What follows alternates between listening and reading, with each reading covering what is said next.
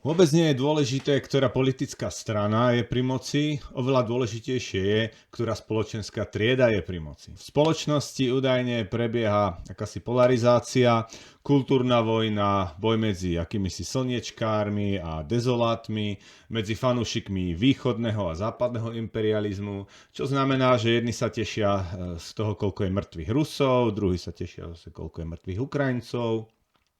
Prebieha tvrdý boj o to, koho voliť a koho nevoliť. Títo ľudia častokrát živia samých seba v takých svojich bublinách a každý mimo nie je automaticky hneď hlupák, dezolát alebo aspoň posmechu hodný. Táto realita je samozrejme trošku skreslená, pretože toto sa dohráva väčšinou len na sociálnych sieťach a je prejavom tých najjednoduchších ľudí v našej spoločnosti.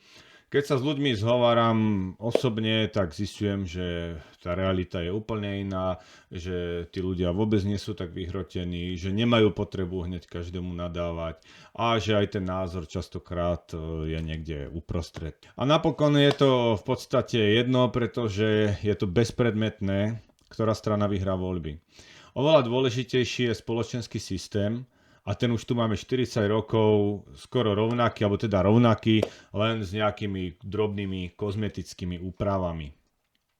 Kapitál a burzy, to je to, čo rozhoduje, to je všetkým a parlament a voľby, to je len takým cirkusom. Vládne a rozhoduje sa v tejto spoločnosti majetkom. Ten, kto vlastní hospodárstvo, tak ten v skutočnosti aspoň o niečom rozhoduje. Tomuto všetkému je nadradená neviditeľná ruka voľného trhu, čiže burza, záujem na najvyššom možnom zisku, záujem na čo najmenších daniach, záujem na znižovaní nákladov na prácu, a to aj na úroveň týrania vlastnej pracovnej sily, dovozu pracovnej sily zo zahraničia, zvyšovania tempa práce a tak ďalej. Čiže nie len tým, že kúpime stroj a pracovník bude pracovať pohodlnejšie. Záujmy voľnej ruky trhu a záujmy bez vlastníkov výrobných prostriedkov sú diametrálne odlišné od záujmu drvivej väčšiny ľudstva. Národ, ktorý nič nevlastní, teda ani o ničom nerozhoduje a ostali mu už iba nekonečné rozprávy o homosexuáloch, stý návrh o potratoch, potom boj o to, či bude DPH o 2 alebo 3% vyššia alebo nižšia. Napríklad politik dvihne daň o 2% vyššiu. Hneď sa každý pohoršuje, že to je dražoba, že to on za to môže a podobne. V poriadku.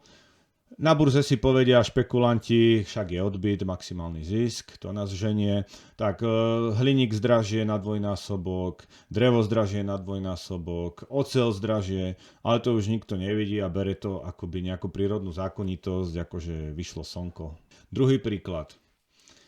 Jeden poslanec mestského parlamentu sa opýtal ľudí na sociálnych sieťach, že čo by chceli zmeniť. A jedna z odpovedí bola, že čo vlastne aj chcú meniť, keď mesto prakticky patrí 3 ľuďom. Takže tu vidíte ten rozpor medzi tým, kedy sa naozaj vládne.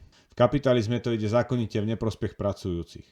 Napriek prebytku tovarov, moderným technológiám, robotickým rukám sa stále opakujú akési ťažké časy a základné potreby človeka tie sú čoraz nedostupnejšie. Za to máme plné regále blikajúcich farebných hlúpostí a lacných nekvalitných vecí, ktoré vôbec nepotrebujeme.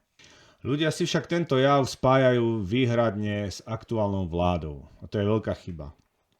Politici v kapitalizme okrem toho, že sa dobre nabalia na štátnych zákazkách, kde každý jeden nákup je ako z nejakej turistickej pasce, tak zároveň pôsobia ako hromozvod pre nahnevaných ľudí, ktorých tam skúšajú dookola obmieniať a myslia si, že už teraz bude lepšie. Samozrejme, že len ich vinia za to, keď skončí nejaká fabrika v dôsledku kapitalizmu, za to, keď sa zvyšuje vek odchodu do dôchodku, vinia ich za to, že poisťovňa nechce platiť neviem aké milióny na lieky, aj v krajinách, kde nemajú Fica, aj tam rastie štátny dlh, aj tam je potreba konsolidácie, aj tam sa znižuje sociálny štandard, aj tam je čoraz menšia dostupnosť bývania. Napríklad teraz Rakúskom dosť hýbala práve otázka bytovej dostupnosti, nakoľko aj keď sa uvoľnia nejaké byty, tak hneď to tam poskupujú bohatí ľudia a poskupujú to tam firmy, ktoré to hneď prenajímajú na taký ako krátkodobý účel. Preto je na čase prestať sa zaoberať hlúposťami, prestať sa zaoberať cirkusom a začať riešiť podstatu problému a konkrétnym ďalším veciam sa budem venovať v ďalších videách.